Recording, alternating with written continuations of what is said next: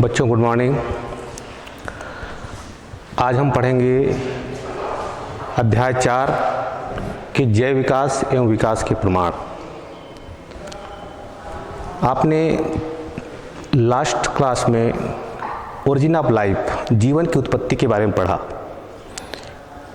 जीवन की उत्पत्ति किस प्रकार से हुआ है ये आपने भली भांति जान लिया होगा। सबसे पहले जो जीवन की उत्पत्ति हुई है, जो जीव बने, सरल जीव बने, वो जल से हुआ है। ठीक है। धीरे धीरे जो है यही जीव जो है विकास की प्रक्रिया को आगे बढ़ाते हुए जो है सरल से जटिल प्रकार के जीव बने। तो इस अध्याय में हम जीवों का विकास किस प्रकार से हुआ है इसका अध्ययन करेंगे। जब से जीवन की उत्पत्ति हुई है तब से जीवन का विकास या जीव का विकास जो है निरंतर चलते आ रहा है, ये कभी रुकती नहीं है। ठीक है। जैव विकास का विकास देखते हैं तो सरलतम से जटिलतम की ओर विकास का जो क्रम होता है, क्रम जो है वो सरलतम जीव से जटिलतम जीव की ओर हुआ है। वह प्रक्रिया है जिसमें सरल जीव जटिल जीव में धीरे धीरे क्रमिक परिवर्तन या वातावरणीय परिवर्तन के माध्यम से हुआ है, उसको हम जैव विकास कहते हैं। ठीक है।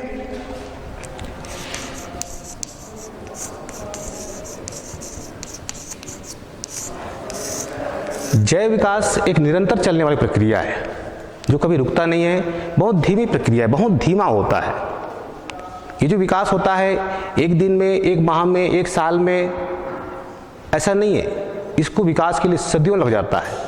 तो जो है विकास जो है एक धीमी प्रक्रिया है जो निरंतर चलती रहती है, ये कभी रुकता नहीं है।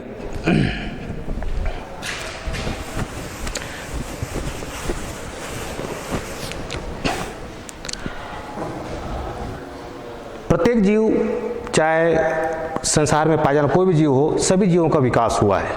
अगर विकास क्रम देखते हैं तो आपने पढ़ा होगा कि जो सरलतम जीव है, सबसे पहले जो जीव बने, उस जीव बने थे सरल एक कोशीय जीव।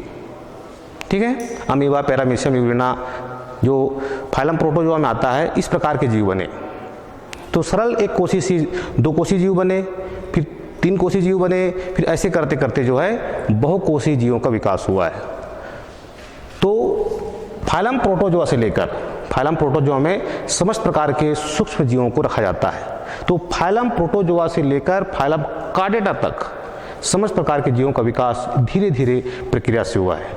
तो इस अध्याय में हमने कुछ जीवों के बारे में पढ़ेंगे।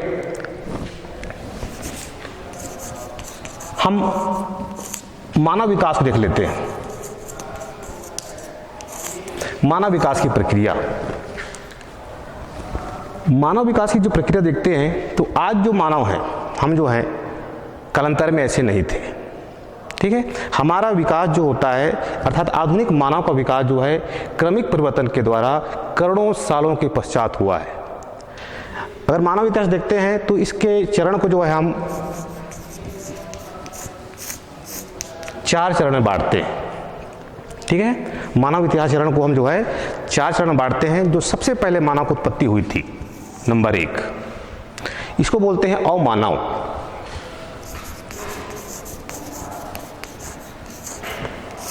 अमानव ये मानव पीढ़ी का प्रथम वंशज है, प्रथम पीढ़ी है। ठीक है। यहां से मानव की उत्पत्ति हुई है, मानव जाति की उत्पत्ति हुई है। तो जो अमानव है ये जो है आपका प्रथम चरण है। ये मायोसिन युग में हुआ था। ठीक है। मायोसिन काल में जो है इस मानव की उत्पत्ति हुई थी। इस मानव की जो प्रजाति था यह आपका रामापिथिकस है। रामापिथिकस एक ही प्रजाति जो है ज्ञात थी उस समय, क्योंकि ये जो है आप ये जीवित नहीं है, इनका जो जीवाश्म है ये प्राप्त हुआ था। ठीक है। तो जीवाश्म आधार पर जो है ये पता लगाया है कि इस समय में जो प्रथम चरण था अमानव, इसमें जो है सिर्फ यही जो है रामापिथिकस का जीवाश्म को प्राप्त हुआ है। दूसरा जो चरण है आपका वो है आपका कपी मानव।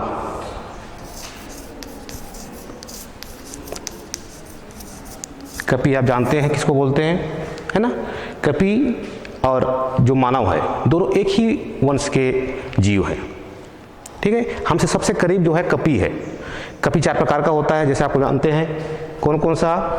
एक तो गोरिल्ला,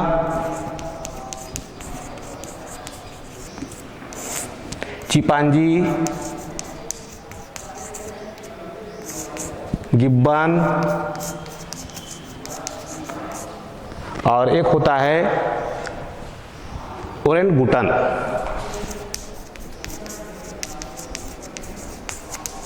एक कपि की 4 प्रजाति होती है जो कि अलग अलग देशों में जो है निवास करते हैं, ठीक है। हम इन्हीं के वंशज हैं, हमारे जो है सबसे करीब के वंशज है ये। तो कपि और जो मानव हैं हम एक ही वंशज से आए हैं, ठीक है। तो ये जो कपि मानव है, इसके पश्चात जो है अवमानव थोड़ा और विकास किया। ये द्वितीय चरण है कपि मानव। कपि मानव में जो होता है इसको जो है 4 भाग में डिवाइड किया गया है।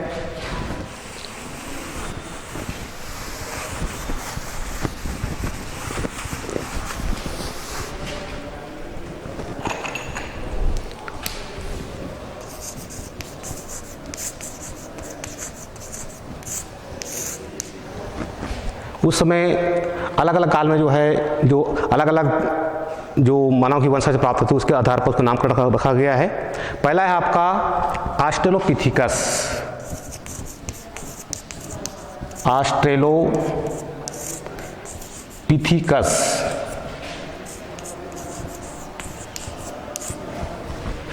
इस चरण का ये पहला मानव है, ठीक है।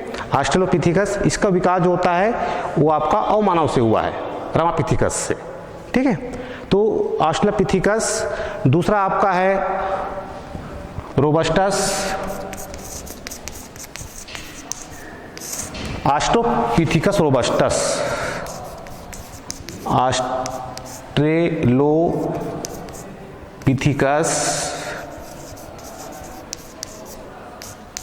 रोबस्टस। इसका विकास जो होता है ये थोड़ा और विकास किया, ऑस्ट्रेलोपिथेकस थोड़ा और विकास किया, तो इसका नाम हो गया आपका ऑस्ट्रेलोपिथेकस रोबस्टस। ये इसी काल के मानव है, ठीक है, कपि मानव है। तीसरा जो होता है ऑस्ट्रेलोपिथेकस बोसियाई। Australopithecus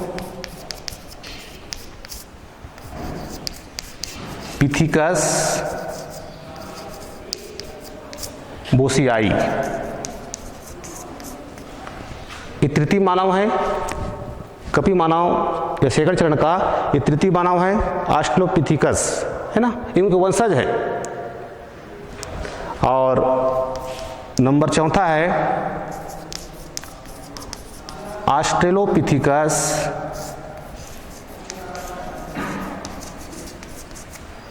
Lucy. तो इस काल में 4 प्रकार के मानव जो प्रजाति है 4 प्रकार बांटा गया है। ऑस्ट्रेलोपिथेकस, दूसरा है ऑस्ट्रेलोपिथेकस रोबस्टस, तीसरा है आपका ऑस्ट्रेलोपिथेकस बोसियाई और चौथे प्रकार के जो मानव हैं ऑस्ट्रेलोपिथेकस लूसी। ये 4 प्रकार के मानव जो है ये कपि मानव कहलाते हैं, ठीक है।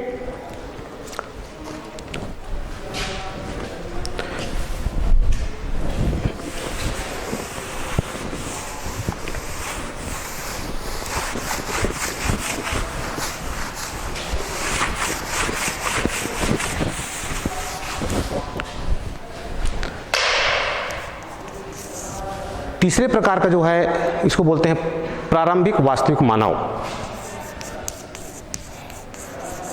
प्रारंभिक, ये तीसरा चरण है, ये वास्तविक मानव। ये जो मानव है ये कपि मानव से हुआ है, इनका विकास जो है कपि मानव से हुआ है। अब इस मानव को भी कई बार बांटा गया है। पहला है आपका होमो हैबिलिस। होमो हैबिलिस इस काल की प्रजाति है, ये होमो हैबिलिस मानव। ये जो आपका प्लास्टोसिन युग में हुआ था, इस मानव का विकास जो है प्लास्टोसीन युग में हुआ था। उसके पश्चात है होमो इरेक्टस। होमो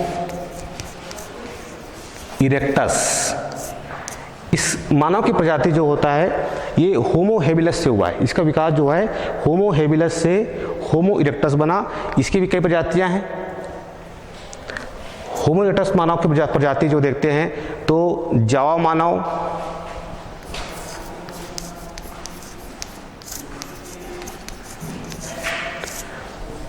दूसरा है पेकिंग मानव,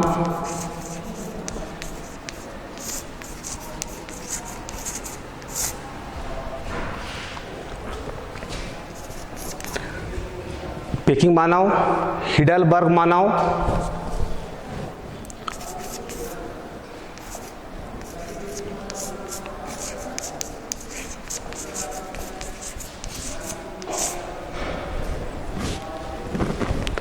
और चौथे प्रकार का है एटलांटिक मानव। एटलांटिक मानव तो प्रारंभिक वास्तविक मानव काल में या इस चरण में जो होता है 4 प्रकार की प्रजाति हुई। जावा मानव, पेकिंग मानव, हिडलबर्ग मानव और एटलांटिक मानव। ठीक है। इसके पश्चात चौथा चरण,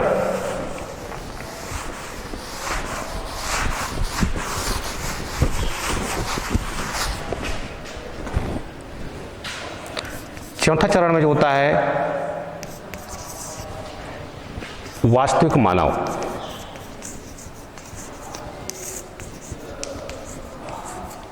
वास्तविक मानव, और यही मानव की वंशज जो है आज तक चल रहा है। ठीक है। वास्तविक मानव देखते हैं तो ये जो है प्लास्टोसीन युग में लगभग 3 लाख वर्ष पहले इसकी उत्पत्ति हुई थी। ठीक है। प्लास्टोसीन युग में लगभग 3 लाख वर्ष पहले इसकी उत्पत्ति हुई थी। इसको भी हम बांटते हैं अलग अलग काल में। तो अलग अलग काल में जो है अलग अलग प्रकार के मानव हुए। नीएंडरथल मानव, इसके अंतर्गत देखिए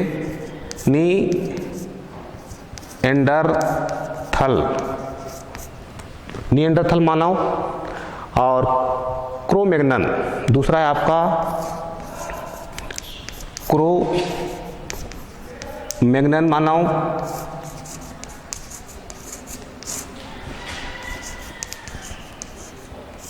और सबसे लास्ट है आपका आधुनिक मानव, जैसे हम लोग हैं, है ना। आधुनिक मानव ये विकास की सबसे अंतिम कड़ी है।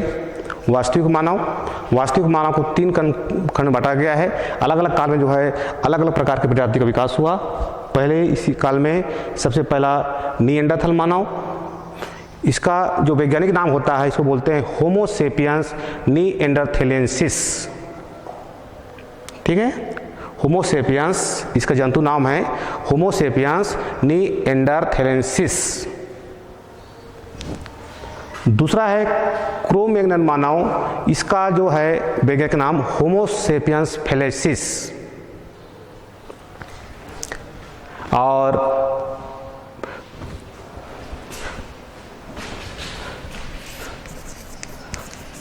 होमो सेपियंस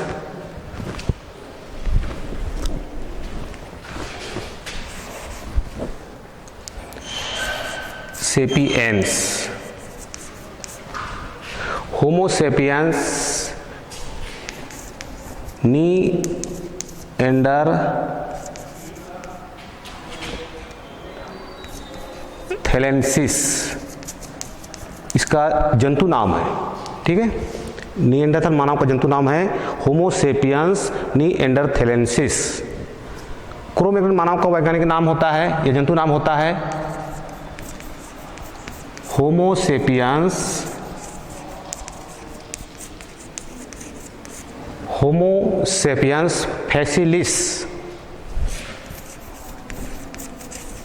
फैसिलिस।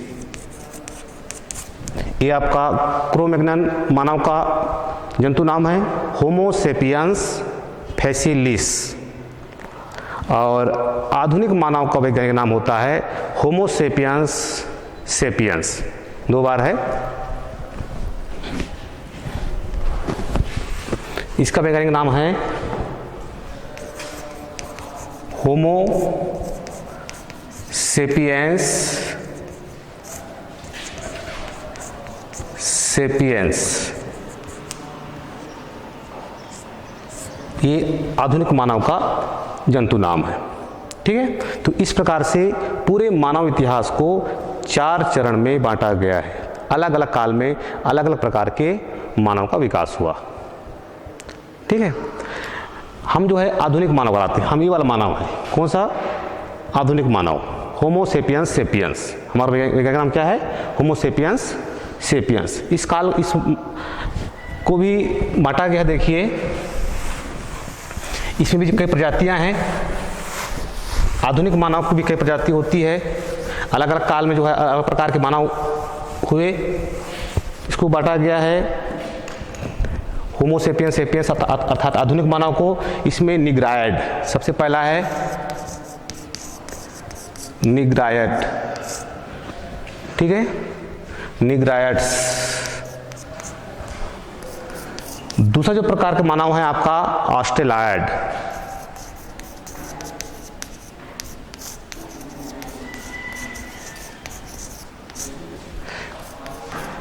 तीसरे प्रकार के जो मानव होता है वो है मोंगोलॉयड।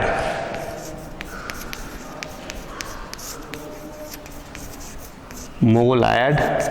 और चौथे प्रकार के जो मानव है आपका वो है कॉकेसायड।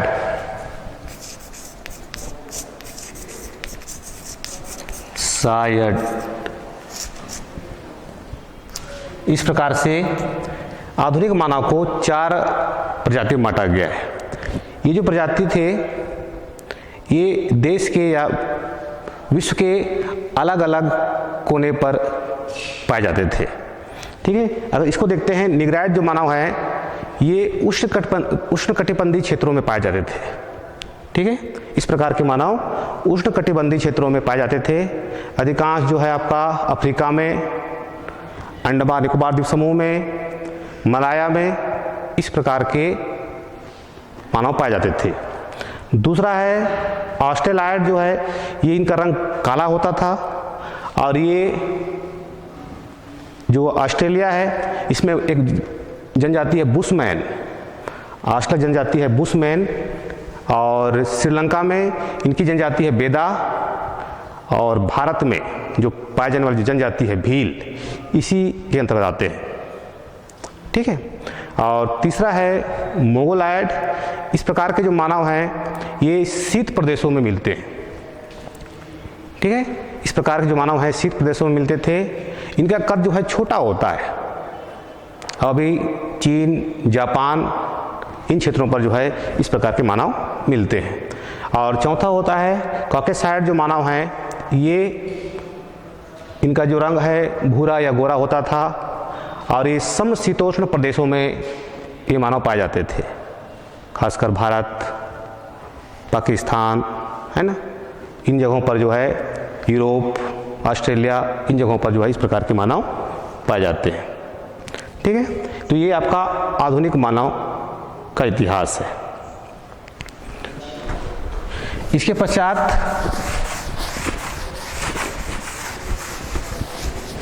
भविष्य का मानव, ये भी देख लेते हैं। भविष्य मानव,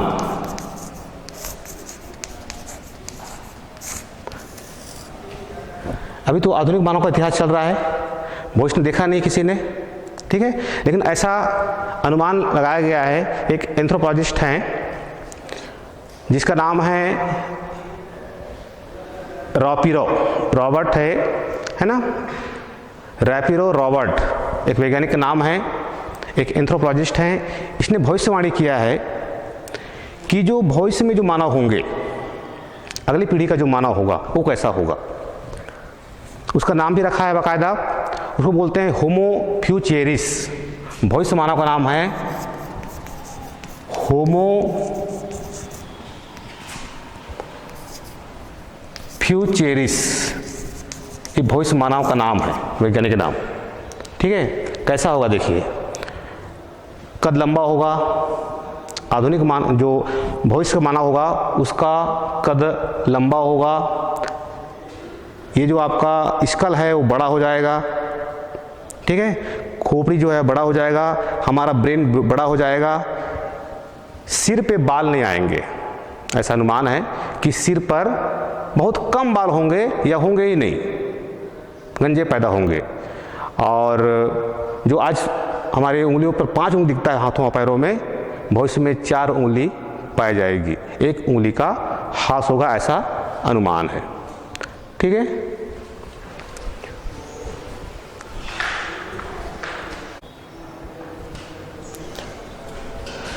तो इस प्रकार से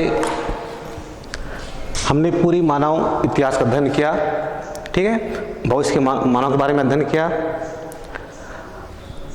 अब नेक्स्ट देखते हैं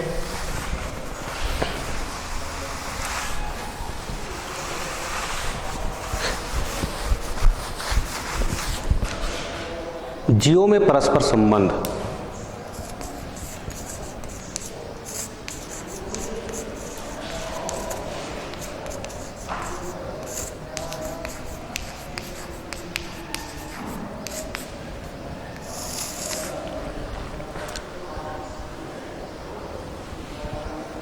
दुनिया में पाए जाने जितने भी जीव हैं, एक ही जाति के, बहुत सारी जातियां हैं, है ना, एक ही जाति के जीवों के बीच में भी समानताएं नहीं देखने को मिलता है, उनके बीच में विभिन्नताएं होती है, वेरिएशन होता है। एक जीव दूसरे जीव से बिल्कुल ही अलग होता है। हम एक समान या एक ही जाति के अंतर्गत 2 जीवों के बीच में समान लक्षण की कल्पना भी नहीं कर सकते, असंभव है। अगर सपोज दैट एक ही माँ के 2 संतान हैं, दोनों जुड़वा हैं, हूबहू दिखते भी हैं, लेकिन दोनों के लक्षण जो है अलग अलग होते हैं, एक समान नहीं हो सकता। ठीक है, ऐसा दुनिया में ऐसा किसी जीव साथ में नहीं होता है। फिर भी जीवों के बीच में कुछ संबंध होते हैं। ठीक है, 2 जीवों के बीच में कुछ संबंध होते हैं। एक जीव जो है दूसरे जीव से जो है किस प्रकार से संबंध स्थापित करता है, उसके बारे में हम अध्ययन करेंगे, जीवों में परस्पर संबंध। पहला जो संबंध है संरचनात्मक संबंध। संरचनात्मक संबंध, संरचना की दृष्टि से सभी जीव एक समान होते हैं। ठीक है, सभी जीव जो है कोशिकाओं से बने होते हैं, चाहे कोई भी जीव हो। ठीक है, अमीबा से लेकर बड़े से बड़े जीव कॉर्डेट तक समस्त प्रकार की जीवों का विकास कोशिकाओं से हुआ है, तो सभी जीव जो है कोशिका से ही बने होते हैं। ये हमारा संबंध हो गया, है ना, हम हो चाहे कोई भी जीव हो, सभी जीव जो है कोशिका से ही बनता है। तो सभी जीव जो कोशिका से बने होते हैं, सभी कोशिकाएं जो है समान होती है। अगर कोशिका देखते हैं तो सभी कोशिका में क्या होता है, जनरली कोशिका देखते हैं तो कोशिका में केंद्रक होता है बीच में, है ना, जीव द्रव्य होता है, माइटोकॉन्ड्रिया, गोल्गी बॉडी, जो कोशिकांग होते हैं, सभी कोशिकांग जो है कोशिका के अंदर पाए जाते हैं। ठीक है, तो हमारी कोशिका वैसी होती है, वैसी जो है दूसरे जीवों का भी कोशिका वैसी होता है। ऐसा नहीं कि उस जीव की कोशिका अलग होता है, हमारी कोशिका अलग होता है, ऐसा नहीं है।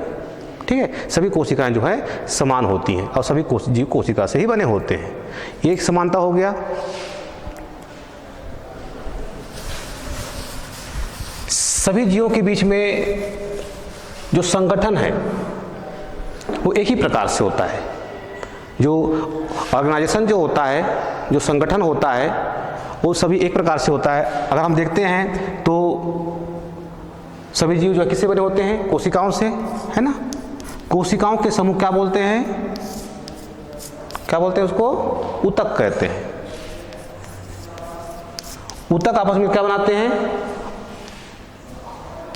अंग का निर्माण करते हैं, और अंग जो है अंग तंत्र बनाते हैं, और बहुत सारे अंग तंत्र जो है आपस में मिलकर के शरीर का निर्माण करते हैं। तो जो ये आपका कोशिकीय संगठन है वो सभी जीवों में ऐसी होता है। ठीक है, चाहे कोई भी जीव हो, हर जीव में जो कोशिकीय संगठन होता है, कोशिकाएं मिलकर जो है ऊतक बनाती हैं, ऊतक आपस में मिलकर जो है अंग का निर्माण करती हैं, अंग जो है अंग तंत्र बनाते हैं, ऑर्गन सिस्टम बनाते हैं और बहुत सारे ऑर्गन सिस्टम या अंग तंत्र जो है मिल करके शरीर का निर्माण करते हैं। तो इस प्रकार के संगठन के जो संबंध होता है वो प्रत्येक जीव में होता है। ठीक है।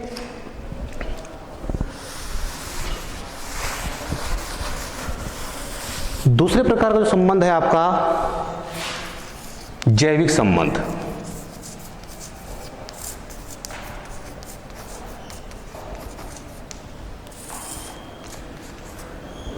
समस्त जीवों में, चाहे कोई भी जीव हो, समस्त जीवों के अंदर जो शरीर के अंदर होने वाली जो जैविक क्रियाएं होती हैं वो सब में समान होता है।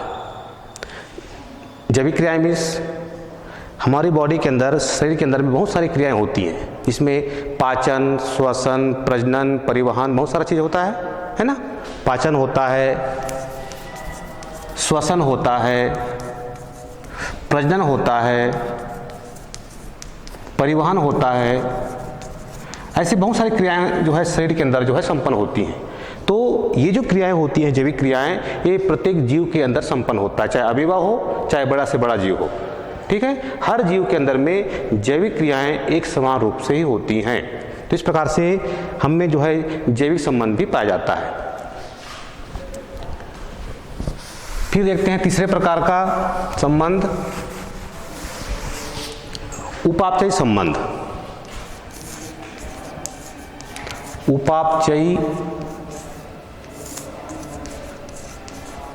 संबंध। उपापचयी संबंध देखते हैं तो समस्त प्रकार के जीव, ठीक है, पृथ्वी पर पाए जाने समस्त प्रकार के जीव जो है सभी ऊर्जा का आदान प्रदान करते हैं। ऊर्जा शरीर बाहर से शरीर के अंदर आती है और हमारी ऊर्जा जो है बाहर निकलती है। ठीक है। ऊर्जा का फ्लो आप लोग पढ़े होंगे, ऊर्जा प्रवाह तंत्र, है ना। तो ऊर्जा जो है समस्त जीवों के अंदर में प्रवेश करती है और शरीर के अंदर की ऊर्जा जो है बाहर निकलती है। तो समस्त जीवों में ऊर्जा का आदान प्रदान होता रहता है। एक संबंध हो गया। दूसरे प्रकार का होगा या तो समस्त जीव बाहर से ऊर्जा लेते हैं। हर प्रकार के जैविक क्रिया को करने के लिए हमको क्या चाहिए? ऊर्जा चाहिए। ठीक है। बिना ऊर्जा के कोई भी जैविक क्रिया संपन्न नहीं होती है। तो समस्त जीव जो है अपने जैविक क्रियाओं को संपन्न करने के लिए बाहर से ऊर्जा ग्रहण करते हैं। ठीक है। ये संबंध हो गया। तीसरे प्रकार का है, सभी जीव जो है गुणन करते हैं, प्रजनन करते हैं। गुणन और प्रजनन जो है जीवों के एक अनिवार्य लक्षण है। ठीक है। गुणन और प्रजनन, सभी जो है गुणन और प्रजनन करते हैं, अर्थात अपनी जाति को बनाए रखने के लिए, अपने वंश को बनाए रखने के लिए हर जाति में जीव जो है प्रजनन करता है। तो हर जीव में होता है ये। ठीक है। तो एक समानता हो गई। फिर समानता होता है कि सभी जीवों में जो अनुवांशिक गुणों का जो वहन होता है, जो ट्रांसफर होता है, ठीक है। अनुवांशिक गुण किसको कहते हैं? जो अनुवांशिक गुण होता है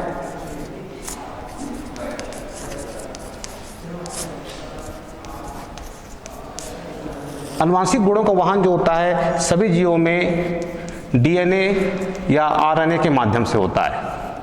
यही डीएनए आरएनए जो है माता पिता के लक्षण को अपने अगली पीढ़ी पर संतानों तक पहुंचाते हैं। तो ये हम में भी होता है और हर जीव में होता है। हर प्रकार के जीवों में जो है अनुवांशिक गुणों का वहन जो होता है डीएनए और आरएनए के माध्यम से ही होता है।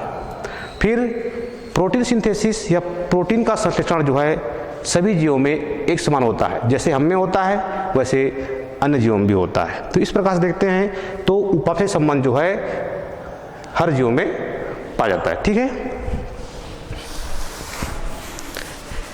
तो ये कुछ संबंध हैं जो अन्य जीवों के साथ में हम करते हैं।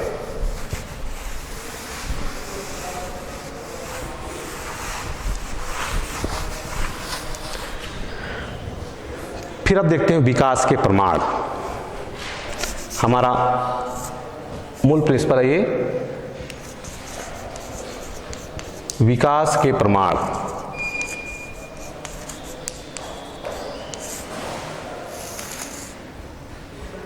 एविडेंस ऑफ इवोल्यूशन, है ना। ये हमारा मुख्य बिंदु है, विकास के प्रमाण, इवोल्यूशन, है ना। एविडेंस ऑफ इवोल्यूशन, प्रमाण। प्रमाण समझते हो क्या होता है? प्रमाण मतलब है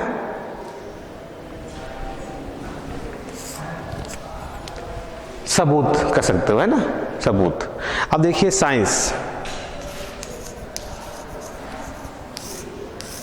विज्ञान जो सब्जेक्ट होता है, विषय जो होता है, ये अन्य जीवों से अलग होता है।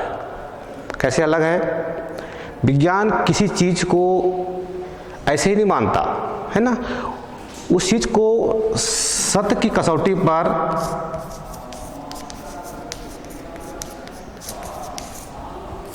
तराशना पड़ता है, ठीक है, तब वो मानता है। बिना परीक्षण के विज्ञान जो है नहीं मानता है।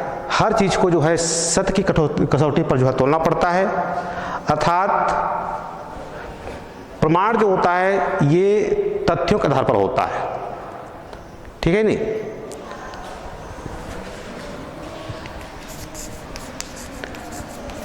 जानना, समझना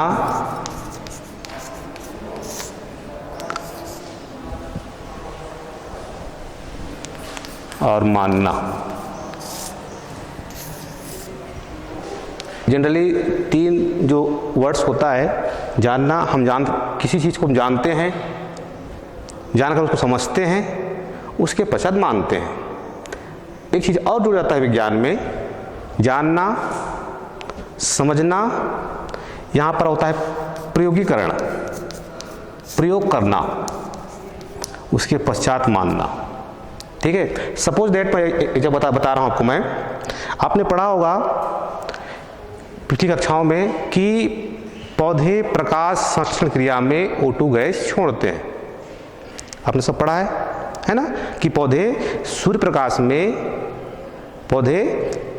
प्रकाश में फोटोसिंथेसिस क्रिया के दौरान O2 गैस छोड़ते हैं। ऐसा आपने पढ़ा है, जानते हो। छोड़ते हैं, कैसे माना? कैसे माना आपने?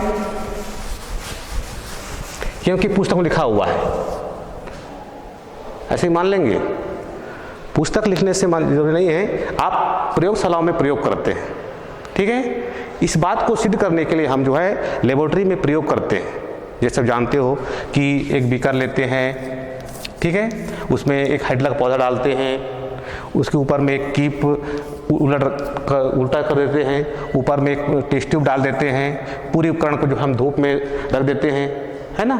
कुछ देर पश्चात जो है यहाँ से ऐसा बुलबुला निकलता है, बबल्स निकलता है, और ये जो बबल्स होता है ये ऊपर जाके जमा होता है। ये जो बबल्स रूप में जो निकलने वाली गैस है, ये कौन सी गैस है?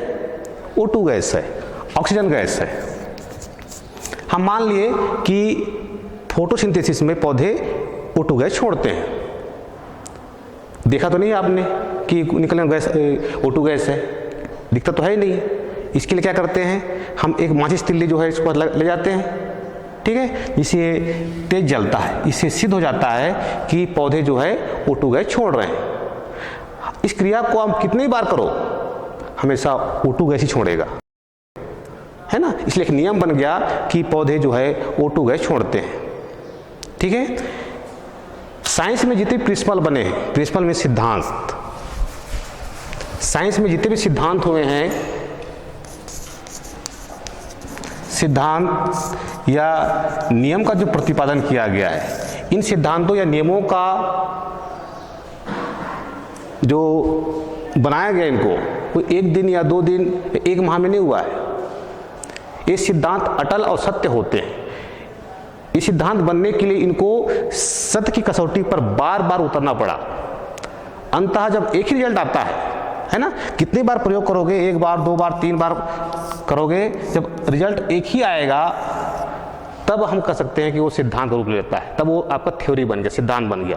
आपने केमिस्ट्री या फिर फिजिक्स में बहुत बड़े बड़े सिद्धांत पढ़े होंगे, न्यूटन का सिद्धांत, है ना, फिर आपका गुरुत्वाकर्षण का सिद्धांत, उष्मागतिकी का सिद्धांत पढ़ा है आपने। ये जो बड़े बड़े सिद्धांत बने हैं, इन सिद्धांतों को बनाने के लिए सत्य की कसौटी पर जो है बार बार प्रयोग करना पड़ा, तब कहीं सिद्धांत बने। सिद्धांत हमेशा अटल होते हैं, कभी बदलते नहीं हैं, ठीक है। तो उसी प्रकार से साइंस जो है कसौटी पर उतरना पड़ता है इसको। अब विकास के प्रमाण हम कैसे मान लें कि जीवों का विकास जो है सरलता से कठिनता की ओर हुआ है।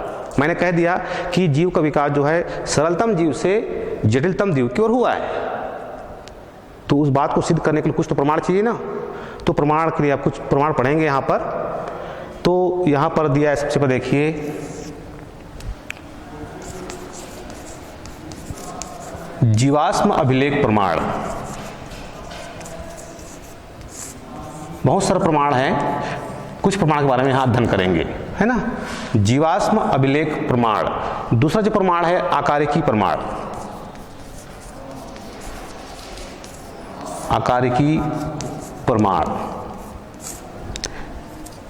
तीसरे प्रकार का जो प्रमाण होता है ये भ्रूणी प्रमाण है।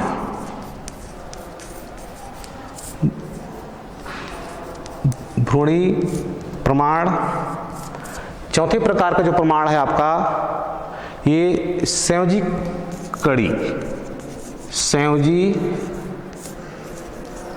कड़ी प्रमाण।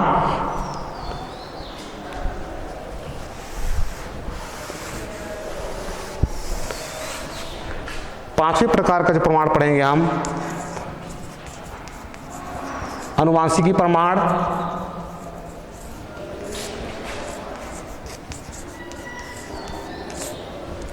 और छठे प्रकार का प्रमाण पढ़ेंगे वर्गीकी प्रमाण।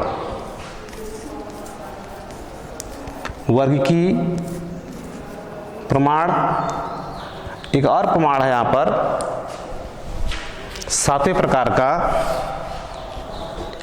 इसको बोलते हैं जैव भूगोल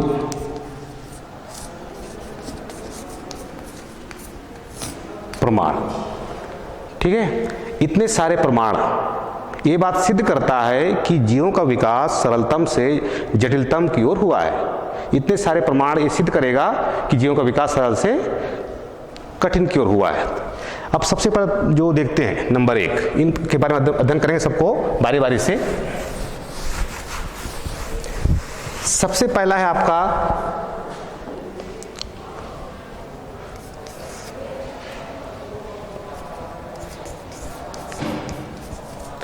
जीवाश्म अभिलेख प्रमाण।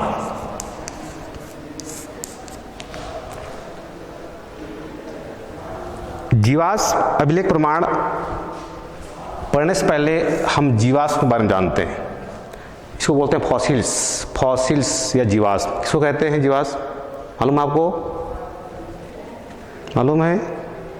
जीवाश्म इस नाम से स्पष्ट है, जीव धन वाष्प, है ना। जीवों के अवशेष। जीवों के अवशेष क्या बोलते हैं? जीवाश्म कहते हैं। जीवों के अवशेष को ही हम जीवाश्म कहते हैं। जीवाश्म की बनने की जो प्रक्रिया है आपने पिछली कक्षा में पढ़ा होगा, बहुत लंबी प्रक्रिया होती है इसकी।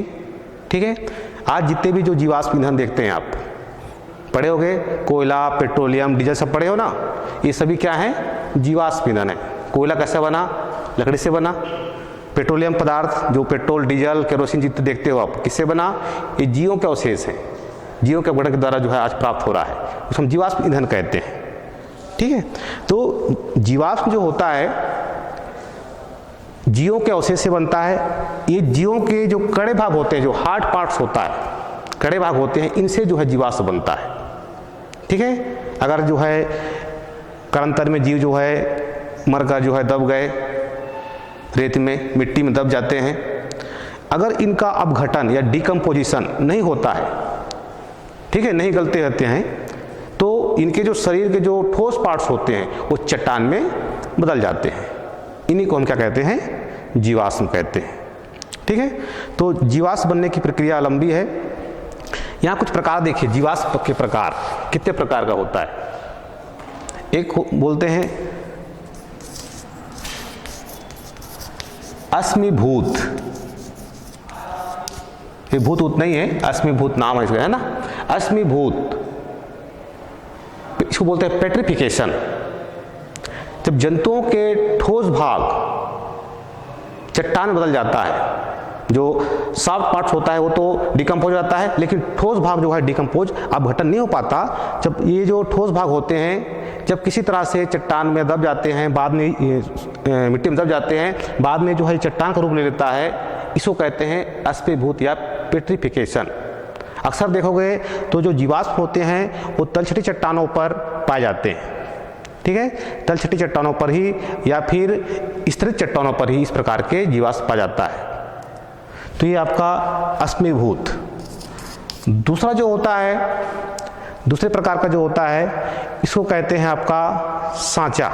सांचा में क्या होता है, जब कोई जीव दब जाता है तो जीव के अवशेष जो आपका है ये तो अपघटित हो गया, लेकिन जैसे कीचड़ में मिट्टी में तो एक सांचा बन जाता है, ठीक है, तो इसको बोलते हैं सांचा। तीसरे प्रकार का जो होता है इसको हम बोलते हैं अपरिवर्तित। अपरिवर्तित मतलब पूरा का पूरा शरीर मिलना। कभी कभी होता है ऐसा कि जो है कभी आप बर्फ नीचे दब गए, इसका पूरा शरीर जो है डिकम्पोज नहीं हो पाया, तो इसको कहते हैं अपरिवर्तित जीवाश्म। और एक और होता है ठप्पा बोलते हैं उसको, ठप्पा जीवाश्म, मतलब इस प्रकार से लगा हुआ ऐसा। अक्सर आपने देखा होगा कि किसी चट्टानों पर जो है चिन्ह पाए जाते हैं, गड्ढे होते हैं ऐसा, तो वो जो ठप्पा है। अब आप सोचोगे कैसा चट्टान पे गड्ढा हो गया, तो ये चट्टान आज कालांतर में चट्टान नहीं थी, ये नर्म मिट्टी था। आज जो हम चट्टान देखते हैं वो एक मिट्टी था, उस पर जो जीवों के जो चिन्ह अवशेष रूप में है उसी को हम आज जीवाश्म कह रहे हैं, ठीक है। तो इस प्रकार से ये जीवाश्म बनने की प्रक्रिया है। Okay, thank you.